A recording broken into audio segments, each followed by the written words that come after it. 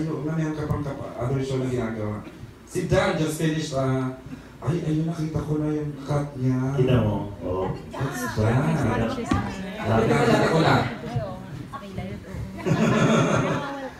Uy, ang sakit. Look at that.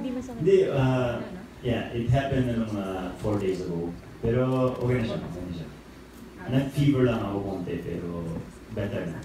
Ano yan? Aangat? So hindi siya maglilid ng scar definitely. Actually kasi buong mukha ako eh. Half of my face. Nasa kanya eh, kung kinira yan, alkansya siya. But you're good na, Dan, ngayon. You're good na, okay ka na. Yes, okay na.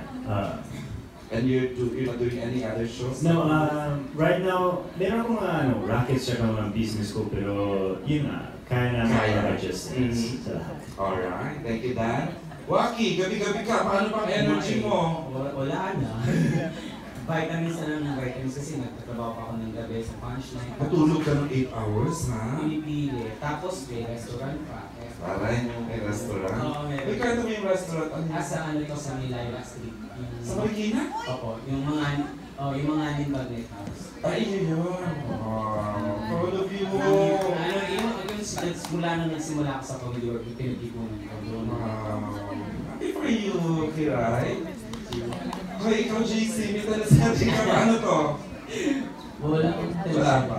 May dalawang pelikula po akong gagawin ngayong March, so medyo intense po yan. Tapos kasama ng show na ito, tapos kasama kayo recording. So ako You're a star music artist ka na. Good luck na. Ayun. Pero happy naman sa all the blessings. Yes, sobra. Grateful for it. ABS-CBN. Grabe, marami siya naibigay sa akin.